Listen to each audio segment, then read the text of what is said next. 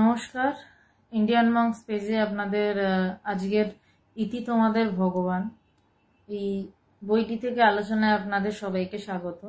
আদতে এতদিনে অনেকেই জানেন যে এটি বইটি ভগবানের লেখা সমস্ত চিঠির সংকলন। ভগবানের সময়টা এমন একটা সময় যেই সময়টা কিছু সময় চিঠি লেখার বিষয় ছিল এবং তারপর থেকে আর মোটামুটি ভগবান চিঠি লিখেছেন 2006 সাল অবধি। তারপর ন্যাচারালি ফোন এসে যায়, মোবাইল আসে, ইন্টারনেট আসে, হোয়াটসঅ্যাপ আসে, টেলিগ্রাম আসে, অনেক কিছু আসে। তারপর আর চিঠি লেখার বিষয়টা সেই অর্থে খুব একটা ছিল না। ভগবানের চিঠির ভক্তদের কাছে, মানে ভগবানের ভক্ত বা তার অনুরাগীদের কাছে চিঠির বিষয়টা 1985 সাল, মানে 1984 সাল অবধি তো ভগবান গুরুদেবকেই চিঠি লিখতেন। 1984 সালে গুরুদেবকে চিঠি লেখার পর 1985 সালে অন্য সবাইকে চিঠি লেখা শুরু। সেই চিঠির সমস্ত কিছু নিয়েই যাদেরকে চিঠি দিয়েছিলেন তাদেরকেও অসংখ্য কৃতজ্ঞতা যে তারা সেই চিঠিগুলো নিজেদের কাছে কেবলমাত্র কুক্ষিগত করে না রেখে সেই চিঠিগুলো দিয়ে দিয়েছেন মানুষের কাজে, যাতে ভগবানের সেই কথাগুলো, উপদেশগুলো মানুষ জানতে পারে। আজকের যেই চিঠিটি নিয়ে আলোচনা করার চেষ্টা করব, সেই চিঠির অনেকগুলো মূল বিষয় রয়েছে। তার মধ্যে এক অন্যতম মূল বিষয় হচ্ছে যে জ্ঞানের গভীরতায় তারতম্য রয়েছে। আজকের বিষয় হচ্ছে জ্ঞানের গভীরতায় তারতম্য হয় কেন। তো 10 নম্বর চিঠি এটি। অনেকদিন আলোচনা বন্ধ ছিল, মাঝে মধ্যেই হয়ে যাচ্ছে বন্ধ।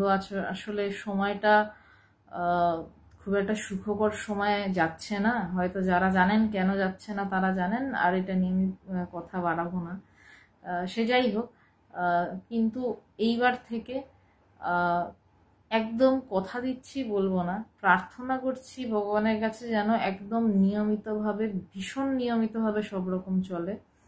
এবং এখন মূলত ইন্ডিয়ান মঙ্কসে দুটি বই নিয়ে আলোচনা হবে। ইতি তোমাদের ভগবান থেকে, ভগবানের লেখা চিঠিগুলি থেকে আলোচনা হবে। এবং স্বামী শিষ্য সংবাদ বেশি আর বাকি নেই বইটি শেষ হতে। বাকি দুদিন, মানে সোম বুধ শুক্র আলোচনার মধ্যে দুদিন স্বামী শিষ্য সংবাদ আলোচনা হবে এবং একদিনেই চিঠির বইটি ভগবানের আলোচনা হবে। তারপর স্বামী শিষ্য সংবাদ শেষ হলে আবার আমরা ওই বাকি 2 দিন অন্য দুটো বইতে ফেরত যাব। ভগবানের ইষ্টদেব ছিলেন ঠাকুর। তো ভগবান প্রতিটি চিঠি শুরু করতেন শ্রী শ্রী রামকৃষ্ণ শরণং বলে। হ্যাঁ, আচ্ছা, আমার ভয়েস কি ঠিকঠাক আসছে? কথা ঠিকঠাক শোনা যাচ্ছে? একটু যদি জানান তাহলে খুব ভালো হয়, তাহলে আমার পক্ষে একটু সুবিধা হয়। শ্রী শ্রী রামকৃষ্ণ শরণং, গৌহাটি 27/9/88। সুভাষিস নয়ন, প্রণাম প্রণাম। সবাইকে আমার প্রণাম। যারা রয়েছেন লাইভে, যারা আসবেন, সবাইকে আমার প্রণাম, বা যারা নেই। ভগবান এই চিঠি লিখছেন গৌহাটি থেকে 27/9/88। ভগবান তখনও রেলে চাকরি করতেন। 56B মালিগাঁও থেকে এই চিঠিটি লেখা হচ্ছে, মানে গৌহাটি থেকে লেখা হচ্ছে। ভগবান তখনও চাকরি করছেন। ভগবান তার ভাইকে চিঠি লিখছেন। প্রিয় ভাই। সাধারণত আমরা ভাইকে চিঠি লিখলে কি লিখি? পরিবারের কথা জিজ্ঞাসা করি, এ কেমন আছে, সে কেমন আছে, পরিবারের নানান কিছু। কিন্তু ভগবান তার ভাইকে কি বলছেন? প্রিয় ভাই, তোমার চিঠি পেয়েছি। যা জানতে চেয়েছো সে ব্যাপারটা কঠিন। কি জানতে চেয়েছে তা তো জানা যাচ্ছে না, কিন্তু এটুকু বোঝা যাচ্ছে সে ভগবানের কাছে আধ্যাত্মিক জ্ঞান লাভের বিষয়ে কিছু জানতে চেয়েছে। নইলে ভগবান এটা বলতেন না যে যা জানতে চেয়েছো সে ব্যাপারটা কঠিন। ধ্যান ধারণা, সাধন ভজন, শাস্ত্রজ্ঞান না থাকলে আধ্যাত্মিকতার সব বোঝা যায় না। আধ্যাত্মিকতা বুঝতে গেলে তাহলে কি লাগবে? ধ্যান ধারণা, সাধন ভজন, শাস্ত্রজ্ঞান না থাকলে। এগুলো প্রাইমারি, ভীষণ ভীষণ প্রাইমারি। প্রথমে এবার একটু ব্যাখ্যায় আসি। ধ্যান ধারণা এই বিষয়টা কি? ধ্যান ধারণা হচ্ছে, ধ্যান তো নানান রকম ভাবে হয়, সেটা নিয়ে বিশদ ব্যাখ্যায় যেমন না, সেটা নিয়ে অনেকবার কথা বলেছি। ধারণা হচ্ছে যে আমরা বই পড়ছি এবং সেটা নিয়ে চিন্তা করছি, এবং চিন্তা করতে করতে একটা ধারণা হচ্ছে, মানে কোনো বইতে কোনো কিছু বিষয়ে লিখে দেয়া রইলো এবং সেটাই আমার ধারণা হয়ে গেল না, যেটা লিখে দেয়া হলো সেটা চিন্তা করতে করতে আমার মধ্যেও কিছু একটা উদয় হবে। ভাবতে ভাবতে ভাবের উদয় হয়, এটা ভগবান বারবার বলেন আমাদেরকে যে ভাবতে ভাবতে ভাবের উদয় হয়। তো এই যে ভাবতে ভাবতে ভাবের উদয়, আমি এই যে লেখাটা পড়লাম যে ধ্যান ধারণা সাধন ভজন শাস্ত্রজ্ঞান না থাকলে আধ্যাত্মিকতা সব বোঝা যায় না, এই কথাটা পড়ে ফেলে দেওয়া নয়, এই কথাটা নিয়ে চিন্তা। যেমন আমরা পরীক্ষা থাকলে সারাদিন চিন্তা করি যে এই আমরা পড়াটাকে মনে করি, ঠিক এইভাবে আধ্যাত্মিক বিষয়ের কোনো এক যেই লাইনটা মনে গেঁথে যায় সেই লাইনটাকে মনে করতে হয়, তাহলে মনে করতে করতে সেটা ধারণা হয়। তাই বলছেন যে ধ্যান ধারণা সাধন ভজন শাস্ত্রজ্ঞান না থাকলে আধ্যাত্মিকতা সব বোঝা যায় না। ঈশ্বর তত্ত্বের ধারণা শেষ।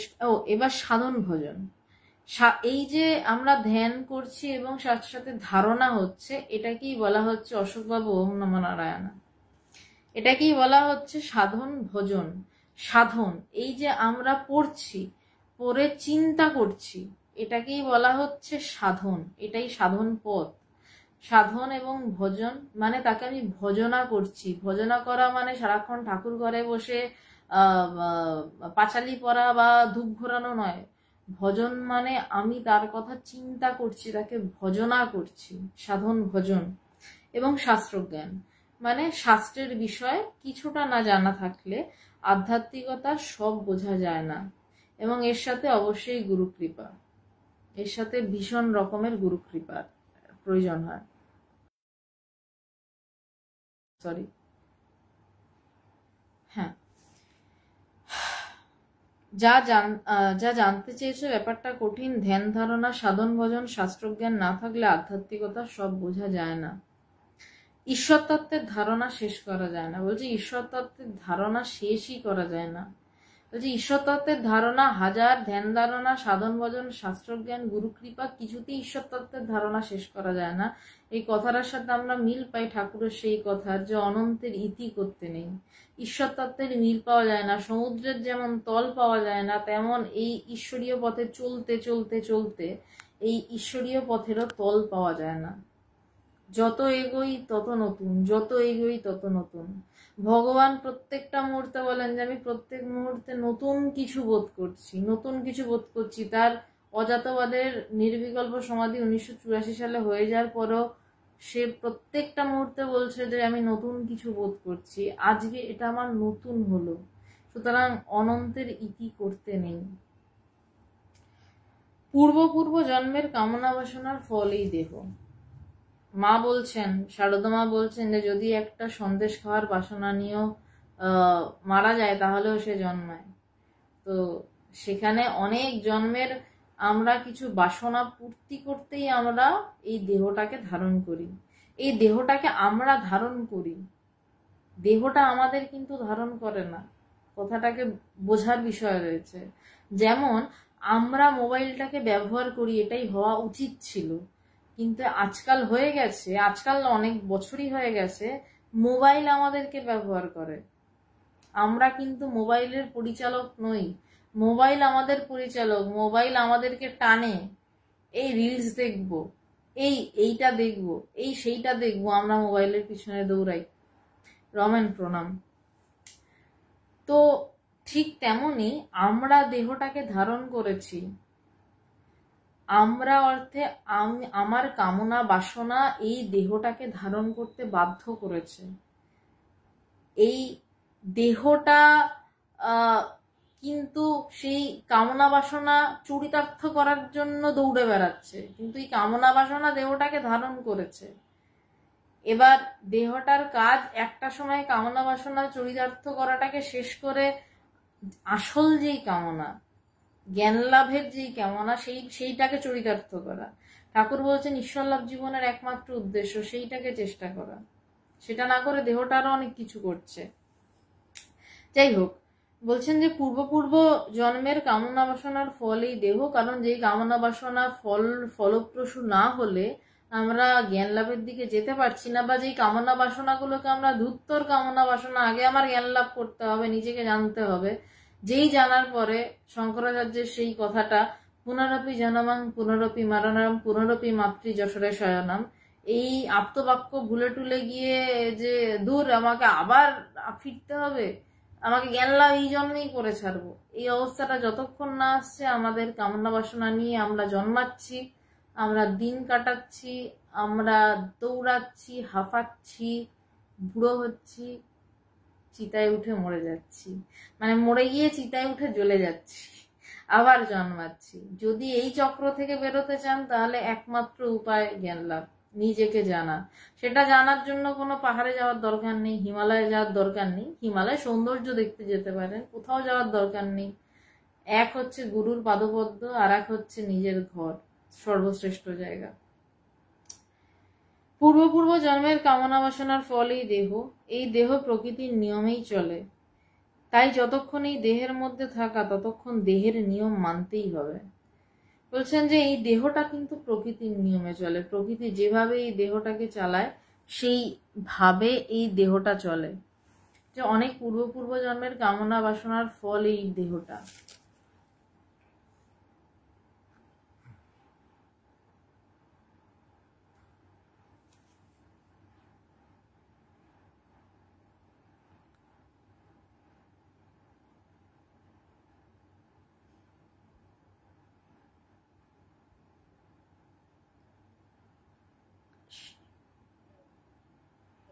হ্যাঁ, শোনা যাচ্ছে? হ্যাঁ, হয়ে যাবে, কোনো অসুবিধা নেই। পাক্কা পাক্কা পাক্কা, ঠিক আছে। হ্যাঁ হ্যাঁ হ্যাঁ, একটু একটু একটু একটু, হ্যাঁ, ঠিক আছে ঠিক আছে, thank you, tata, bye bye by.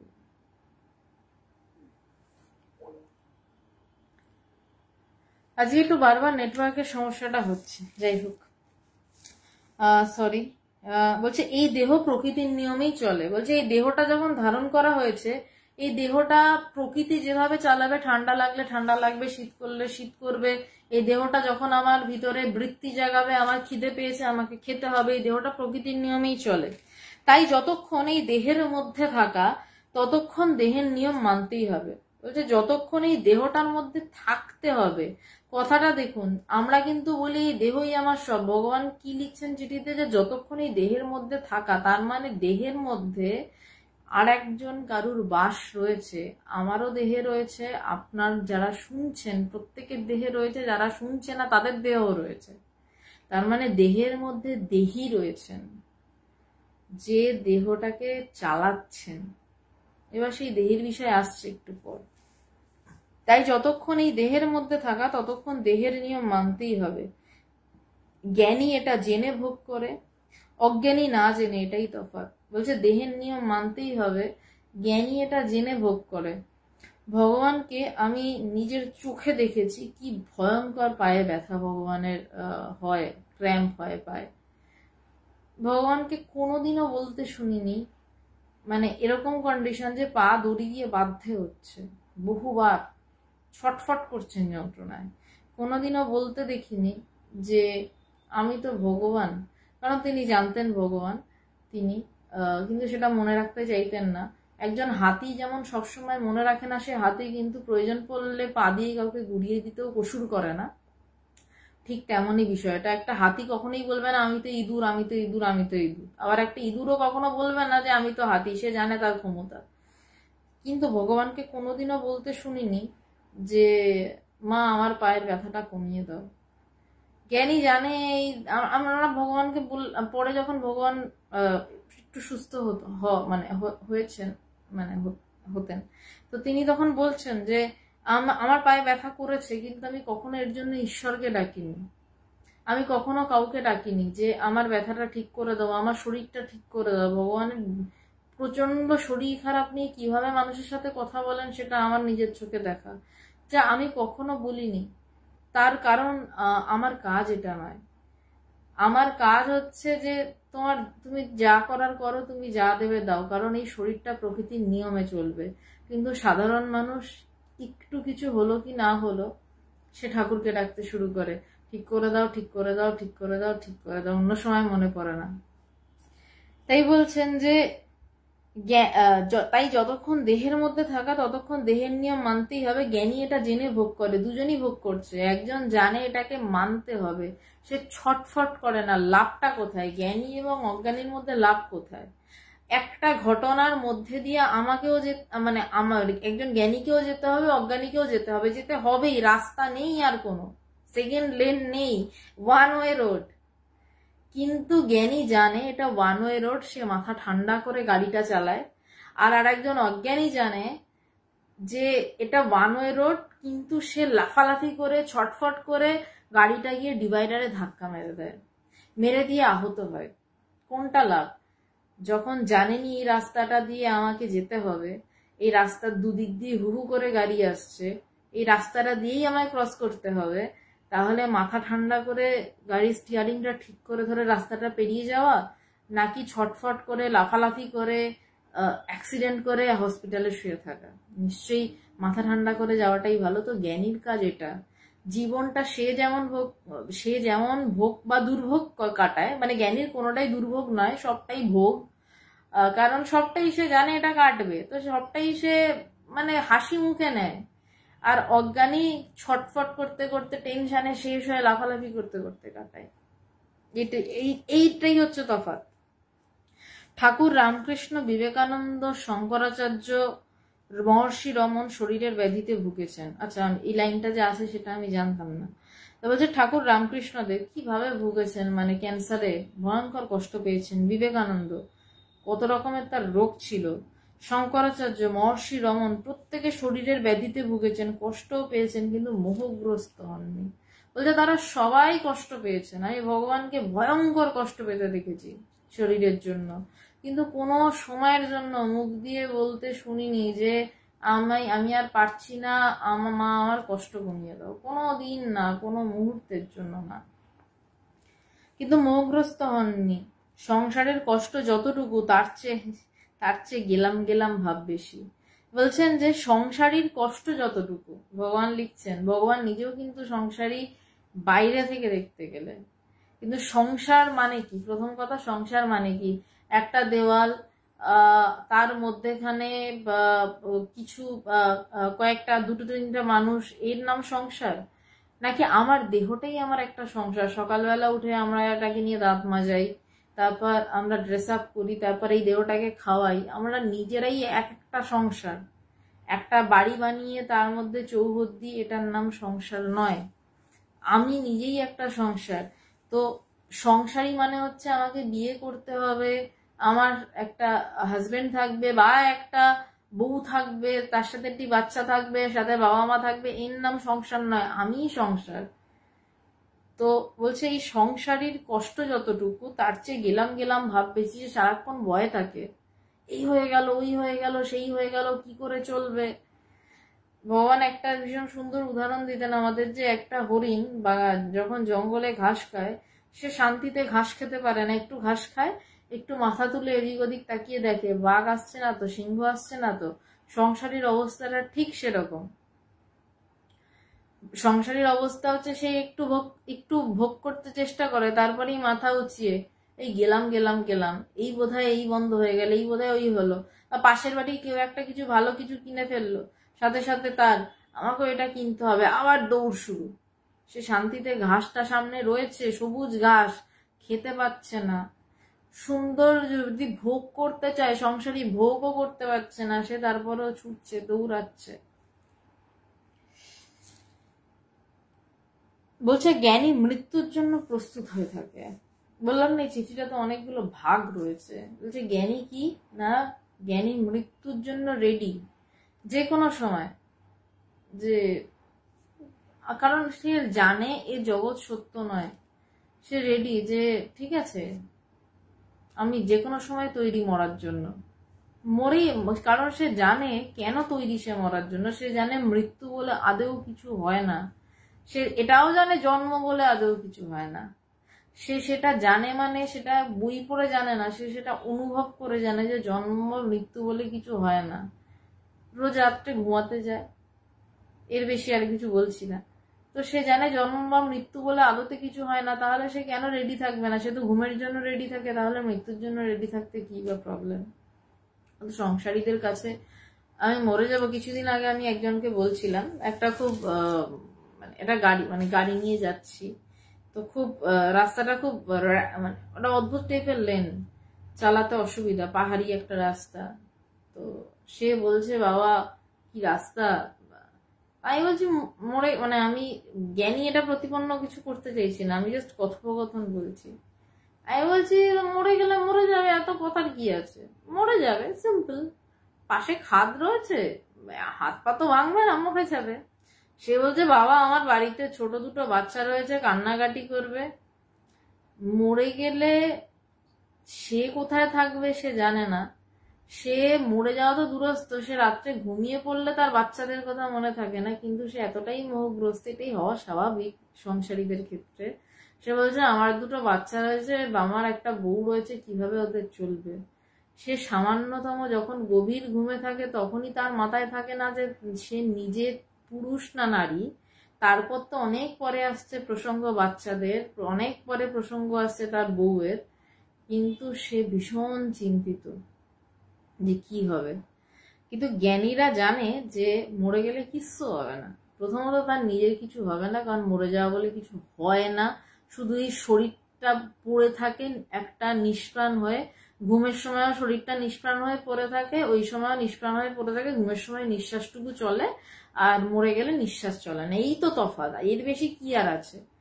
আর তারা মোহগ্রস্ত নয় কারোর প্রতি যে এর কি হবে, তারা জানে সবার চালানো হচ্ছে ঈশ্বরের হাতে, চালিকা শক্তি ঈশ্বর, সে কিচ্ছু চালায় না, কারণ তার মধ্যে কোনো কর্তাবোধ থাকে না।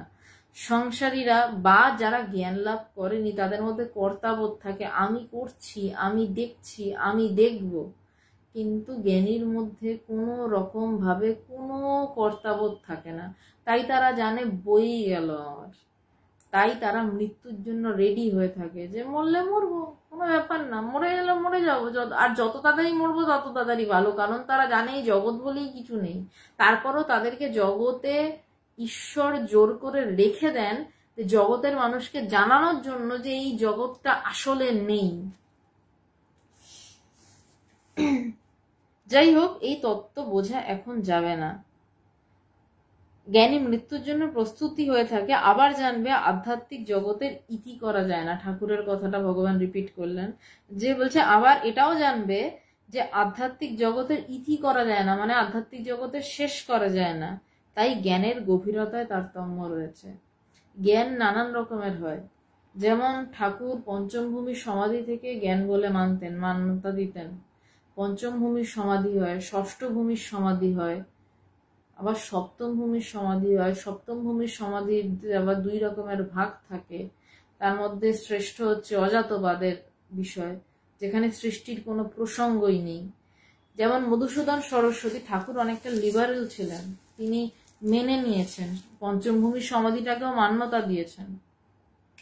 কিন্তু মধুসূদন সরস্বতী, কৌস্তব ভট্টাচার্য, আমি ইতি তোমাদের ভগবান, ইন্টারন্যাশনাল বেদান্ত সোসাইটি থেকে প্রকাশিত ইতি তোমাদের ভগবান বইটি পড়ছি, এবং এই বইটি আমার গুরুদেব ভগবানের লেখা। আর দ্বিতীয় কথা, কৌস্তব ভট্টাচার্য মনে হয় না আপনি আমাকে ডাইরেক্টলি চেনেন, তো স্বাভাবিক আপাতত সামাজিক যে বিষয় সম্বোধনে পড়ছো না বলে আপনি করে কথা বলাটাই শ্রেয় বলে আমার মনে হয়, কারণ আপনার সাথে আমার কোনো ব্যক্তিগত পরিচয় নেই। ভালো থাকবেন। তো যাই হোক, আধ্যাত্মিক জগতের ইতি করা যায় না, তাই জ্ঞানের গভীরতায় তারতম্য রয়েছে। তো এই যে সপ্তম ভূমির সমাধি, মধুসূদন সরস্বতী, হয়তো আপনারা নাম শুনবেন, তিনি সপ্তম ভূমির সমাধি ছাড়া আর কোনো ভূমির সমাধিতে মান্যতাই দিতেন না। সমাধি মানে কি? খুব সহজ ভাষায় মনটা এক লহমার জন্য হলেও উড়ে যাওয়া, তারপর এক লহমার জন্য যদি চিন্তা শূন্য অবস্থা হয় তখনই জ্ঞান লাভ হয়, এবং তারপর আর চিন্তা এলেও সেই চিন্তা মানে সেই জ্ঞানাগ্নি জ্বলে গেছে। Kaustav Bhattacharya, welcome, thank you so much.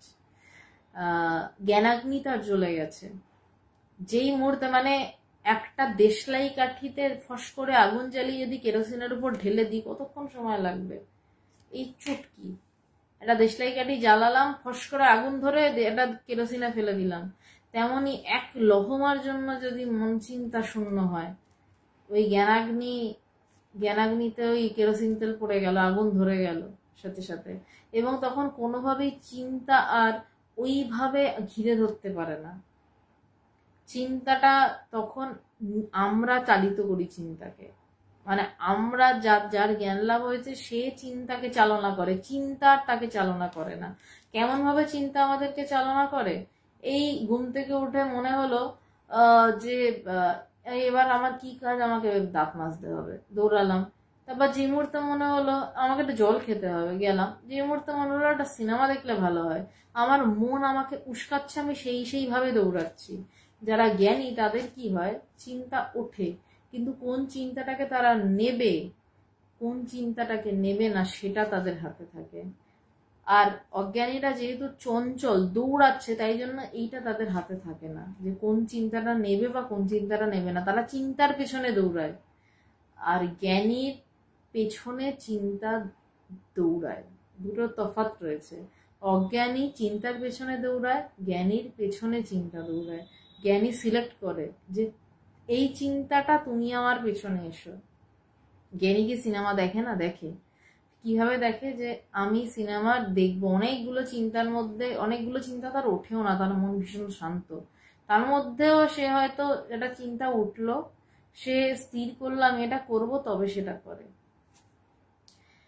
আধ্যাত্মিক জগতে রীতি করা যায় না, তাই জ্ঞানের গভীরতায় তারতম্য রয়েছে। যাই হোক, এই তত্ত্ব এখন বোঝা যাবে না, তাই বলছে জ্ঞানের গভীরতায় তারতম্য রয়েছে। যার একেবারে মন উড়ে যায়, সপ্তম ভূমির নির্বিকল্প সমাধি, সেই সপ্তম ভূমির সমাধি যার হয়েছে, যার পঞ্চম ভূমির সমাধি হয়েছে, তার মন তখনও রয়েছে। মানে যেমন ধরুন, এটা আমি জ্ঞান যোগে পড়েছিলাম, স্বামীজির কথা, দুর্ধর্ষ লেগেছিল, পড়েছিলাম প্রায় 10 বছর আগে, এখনো কথাটা মাথায় রেজিস্টার হয়ে আছে একদম লাইনগুলো। বলছেন যে স্বামীজি, একটা বিশাল হেজাক লাইট জ্বলছে, হেজাক লাইট সবাই জানেন, যে তার সামনে একটা কালো পর্দা টাঙানো রয়েছে, বোঝা যাচ্ছে পিছনে একটা হেজাক লাইট রয়েছে, কিন্তু কালো পর্দার জন্য লাইটটা দেখা যাচ্ছে না।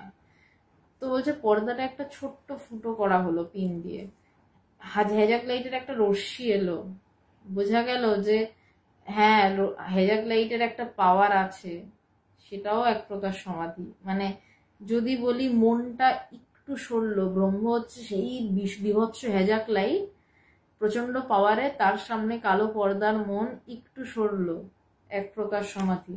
বলছে এবার আস্তে আস্তে এই ছিদ্রটাকে বড় করো, সমাধির স্তর এগোচ্ছে, একটা সময় কাপড়টা দাম করে সরিয়ে দাও, তখন আর কিছু দেখা যাচ্ছে না, আলোয় চোখ ধাঁধিয়ে যাচ্ছে। ঠিক যখন এই কাপড়টা, মনের কাপড় পুরো সরে যায়, তখন না যা মানে হেজাক লাইট দেখা যায়, না কাপড় দেখা যায়, তখন এই চোখ ধাঁধিয়ে যায়, তখন আর কিছু দেখা যায় না, চারিদিক আলো, মানে আলো যে সেটাও দেখা যায় না। পুরো চোখ ধাঁধিয়ে গেলে যে অবস্থা হয়, সেটাকেও যেমন মুখে প্রকাশ করা যায় না, চোখ ধাঁধালে কিরকম হয়, তাহলে বুঝুন ব্রহ্মকে বোধ করলে সেটা কিভাবে প্রকাশ হবে। সামান্য চোখ ধাঁধানো কথাটাই প্রকাশ করা যাচ্ছে না, যে ধাঁধালে কি হয়।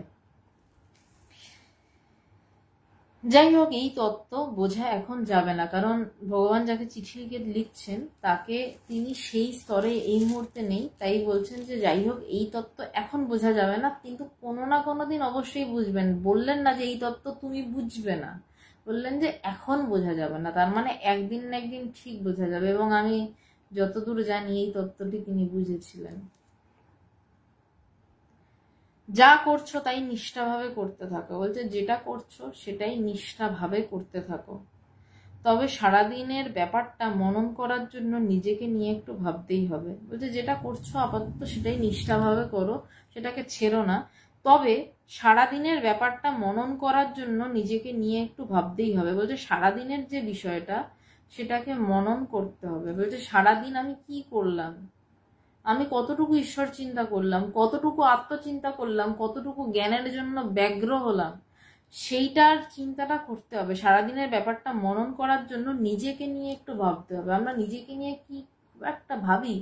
আমরা সারাদিন তো মোবাইল দেখছি, টিভি দেখছি, সিনেমা নিয়ে ভাবছি, থিয়েটার নিয়ে ভাবছি, দেশ নিয়ে ভাবছি, রাজনীতি নিয়ে ভাবছি, কিন্তু নিজেকে নিয়ে আমরা কি ভাবি?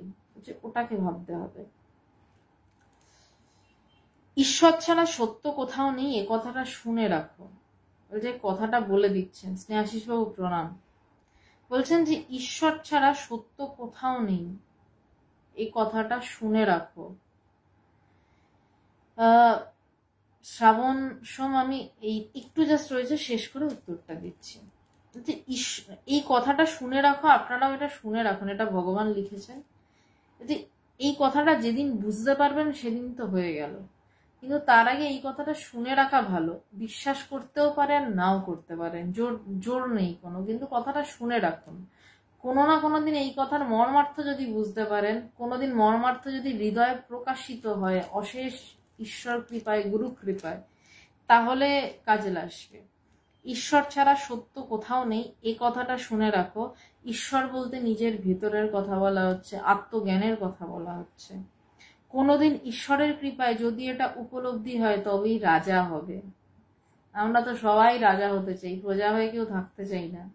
বলছে রাজা কিভাবে হবে? প্রচুর পয়সা হলে, অম্বানি হলে। অম্বানিরও হয়তো রাত্রে ঘুম হয় না, অনেক কোটি টাকা দেনা রয়েছে তার মাথায়, কিন্তু রাজা কি করে হয়? একটা সুন্দর গল্প বলি এই ক্ষেত্রে, গল্পটা না বললে ঠিক হবে না। আলেকজান্ডার দি গ্রেট, তিনি এসছেন ভারতবর্ষে। তো একজন ব্রহ্মজ্ঞানী, তিনি সাধুকে দেখে তিনি বুঝেছেন, আলেকজান্ডার নিজেও খুব সুন্দর সাধু সঙ্গ করতেন, ভালোবাসতেন, তিনি জ্ঞানীর দাম দিতে জানেন। তো একজন সাধু শুয়ে রয়েছে, তো সেই সাধুকে সাথে কথা বলে ভালো লেগেছে, তো বলছে আপনি আমার সাথে চলুন, আপনাকে আমি এই প্রাসাদ দেব, আমি আপনাকে এই দেব, আমি আপনাকে সেই দেব, আপনি আমার সাথে চলুন, আমার দেশে থাকবেন। ভারতের এক মহাপুরুষকে বলছেন। তো সেই সাধু শুয়ে রয়েছেন চুপচাপ, কোনো কথার উত্তর দেয় না। তো তখন আলেকজান্ডার বলছে আপনাকে আমি কি দিলে আপনি খুশি হবেন? বলছে তুমি সত্যি আমাকে দেবে? বলছে হ্যাঁ। তুমি এখান থেকে চলে যাও। আলেকজান্ডার দি গ্রেটকে এই কথা মুখের উপর বলার ক্ষমতা কে রাখে? যে রাজা, যে জানে নিজের ভিতরে কি আছে। তখন আলেকজান্ডার বলছেন, অনেকবার তারপরে রিকোয়েস্ট করেছেন যাওয়ার জন্য, বলছে তুমি এখানে চলে যাও, আমি কোথাও যাব না, আমি ভালো আছি। তারপর রেগে গেছেন একটা পর্যায়ে আলেকজান্ডার, যতই হোক ব্রহ্মজ্ঞানী তো নয়, রেগে গেছেন। রেগে বলছেন আমি আপনাকে এই মুহূর্তে হত্যা করতে পারি। তখন সেই সাধু প্রচন্ড হেসেছে, মুখের উপর হেসেছে। তো হেসে আলেকজান্ডারকে বলছেন যে তুমি এত বড় রাজা, এত দেশ জয় করেছো, তুমি এটুকু জানো না যে শস্ত্র আমাকে কাটতে পারে না, অগ্নি আমাকে পোড়াতে পারে না, অগ্নি আমায় দগ্ধ করতে পারে না, বায়ু আমাকে ওড়াতে পারে না, আমার মৃত্যু হতে পারে না, তুমি আমাকে কি দিয়ে হত্যা করবে রাজা? তখন আলেকজান্ডার নিজের ভুল বুঝতে পেরে ক্ষমা চেয়ে চলে গেলেন। যার ভিতরে এই তেজ, তার মতন রাজা কে রয়েছে? তাই বলছেন যে ঈশ্বর ছাড়া সত্য কোথাও নেই, এই কথাটা শুনে রাখো। কোনোদিন ঈশ্বরের কৃপায় যদি এটা উপলব্ধি হয়, এটা আপনাদেরও বলে রাখা, এটা ভগবানের চিঠিতে লেখা, আমার কথা নয়, যে ঈশ্বরের কৃপায় কোনোদিন যদি এটা উপলব্ধি হয় তবেই রাজা হবে, না হলে সারা জীবন পরের গোলামি করতেই হবে। বলছে এটা যদি উপলব্ধি হয় তবে রাজা হবে, না হলে সারাটা জীবন পরের গোলামি করেই দিন কাটবে। পরের গোলামি মানে আমার চিন্তার গোলামি। পরের গোলামি মানে আমরা ভাবি চাকরি বাকরি হ্যান ত্যান। চাকরি বা বসের গোলামি আমরা কেন করি? আমাদের চিন্তা থাকে আরো বেশি রোজগার করব, কিভাবে আরো উঁচু পদে যাব, যেটুকু প্রয়োজন সেটুকুর বাইরে আরো আরো চাই, আরো চাই। আমরা আমাদের প্রয়োজনটুকু ফুরিয়ে গেলে আমাদের প্রয়োজন আরো বাড়িয়ে নিই, প্রয়োজন আরো লম্বা হয়ে যায়। তো সেই কোথায় আমাকে লাগাম দিতে হবে, যে কতটুকু প্রয়োজন হয়ে যাচ্ছে ছেড়ে দাও। সেই জায়গাটা যদি না বুঝি, আমাকে তো আমি আমার নিজের গোলামি করি, তারপর তো নয় অন্য কারোর গোলামি। বলছে না হলে সারা জীবন পরের গোলামি করতেই হবে, তোমরা সবাই আমার ভালোবাসা নিও বলে চিঠিটি শেষ হচ্ছে। আজকে চিঠিটা এই অবধি থাক, 10 নম্বর চিঠি, ভগবানের লেখা চিঠি। এবার শ্রাবণ সোম, কিভাবে ওভার থিঙ্কিং কন্ট্রোল করব। খুব সহজ একটা উপায় বলি। ওভার থিঙ্কিংটা হবে তো, প্রথম উপায়টা কঠিন বলবো না, একটু আয়ত্ত করতে সমস্যা হবে, কিন্তু একবার যদি আয়ত্ত হয়ে যায় আর এটা নিয়ে সমস্যা হবে না। ওভার থিঙ্কিং মানে একটা জিনিস নিয়ে এটা থেকে ওটা, ওটা থেকে সেটা, নানান রকম চিন্তা আসছে। প্লাবন রায় প্রণাম। ওভার থিঙ্কিংটা যখন আসবে তখন চিন্তাটাকে গুরুত্ব দেবেন না। শ্রাবণ সোম, চিন্তাটাকে গুরুত্ব দেবেন না, চিন্তাটার দিকে নিষ্ক্রিয়ভাবে তাকিয়ে থাকুন। চিন্তা আসছে, আসতে দিন। এটার পরে এটা হলে কি হবে, ওটার পরে ওটা হলে কি হবে। যেমন আমরা টিভি দেখি, মনের মধ্যে তেমন ওভার থিঙ্কিংটাকে টিভির মতন দেখতে থাকুন। আমরা তো বাইরে টিভি দেখি, নানান দৃশ্য হচ্ছে, পট পরিবর্তন হচ্ছে, কিন্তু আমাদের মনের ভিতর অল টাইম একটা টিভি চলে। এই যে ওভার থিঙ্কিংটা হচ্ছে, আপনি কন্ট্রোল করতে চাইছেন, তার একমাত্র রাস্তা শান্ত হয়ে ওইদিকে চুপচাপ তাকিয়ে থাকা। একটা সময় দেখবেন ওভার ছেড়ে যাচ্ছে, শুধু থিঙ্কিং থাকছে, শুধু চিন্তা থাকছে। তারপর একটা সময় চিন্তাও কমতে শুরু করবে। যেমন একটা পিং পং বল নিয়ে আমরা ছোটবেলায় সবাই খেলতাম। পিং পং বলকে যত মাথায় বাড়ি মারা হয় সে তত উঁচুতে লাফায়। যত মাথায় বাড়ি মারেন, কেন মারেন? বলটা শান্ত হোক। তা তো শান্ত হয় না। ওভার থিঙ্কিংটা নিয়ে যদি আরো চিন্তা করেন, তার মানে ওটার মাথায় বাড়ি মারছেন। আমি যে পদ্ধতিটা বললাম এটা যে ভীষণ মানে ভীষণ সহজ তা নয়, ভীষণ কঠিন তাও নয়। একটু চেষ্টা শুরু করুন, বেশি দিন লাগবে না, পেরে যাবেন। যা আসছে আসতে দিন। চিন্তাটাকে চিন্তার মতন, মনটাকে 2 ভাগ করে চিন্তাটাকে চিন্তার মতন দেখতে থাকুন, এবং দেখতে থাকুন এই চিন্তাগুলো আসছে, এবং ভাবুন যে ভিতরে একটা টিভি চলছে এবং এই টিভির ভিতরে নানান দৃশ্যপট চলছে। শান্তিতে দেখতে থাকুন এবং ছটফট করবেন না, জাস্ট হতে দিন, চলতে দিন। একটা সময় পর দেখুন কি হয়, পরে জানাবেন কি হয়। জয় ভগবান, কে বলছেন? যাই হোক, নামটা চলে গেল। রবি রায় প্রণাম। শৈবাল বসু, জয় ভগবান। অভিজিৎ বর্মন, ত্যাগ, কিসের ত্যাগ বুঝলাম না। কৌশিক ঘোষাল, দিদি কিভাবে নিজেকে কন্ট্রোল করব, অনেক চেষ্টা করেও পারছি না, ডিপ্রেশন হয়ে যাচ্ছে। মানে কি কন্ট্রোল করতে চাইছেন আপনি? মানে কি বিষয় থেকে কন্ট্রোল করতে চাইছেন সেটা না বললে তো নিজেকে কন্ট্রোল কিভাবে করব সেটা, যেটা এই যেটা আমি শ্রাবণ সোমকে বললাম, সেইটাই একমাত্র উপায় নিজেকে যাবতীয় রকম কন্ট্রোল করার। যেইভাবে যেটা নিয়েই কন্ট্রোল করতে চান, বিষয়টা উঠছে, বিষয়টার দিকে চুপ করে বসে ধৈর্য ধরে তাকিয়ে থাকুন। যে এই চিন্তাটা, যেমন আমার ভিতরে চিন্তা উঠছে আমি সিনেমা দেখতে যাব, উঠতে হবে না, চিন্তাটার পিছনে লাফ দিয়ে উঠে এই 62 কেজির বডিটাকে নিয়ে দৌড়াতে হবে না।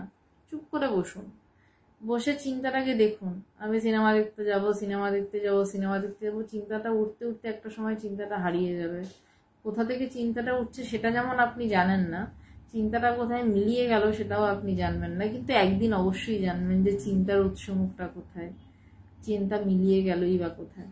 তো নিজেকে কন্ট্রোল করতে গেলে, নিজেকে কন্ট্রোল করা মানে হচ্ছে আপনার চিন্তা কিছু আপনাকে ডিস্টার্ব করছে, সেটার জন্যই নিজেকে কন্ট্রোল করার বিষয়টা। তো অনেক চেষ্টাটা করা মানে হচ্ছে যতটা চেষ্টা করে আপনি পারছেন না তার থেকেও বেশি চেষ্টা করুন, এবং শান্ত হয় মনের দিকে তাকিয়ে থাকুন যে এই চিন্তাটা উঠছে, উঠুক। আপনি নিজের জায়গা থেকে উঠবেন না, নড়বেন না, সরবেন না, বাস যেই চিন্তাটা উঠছে সেই মতন কাজ করবেন না। দেখুন ডিপ্রেশন হয় কিনা। আজকে তাহলে এই অবধিই থাক। নমস্কার। আবার শুক্রবার দিন আলোচনা স্বামী শিষ্য সংবাদ নিয়ে।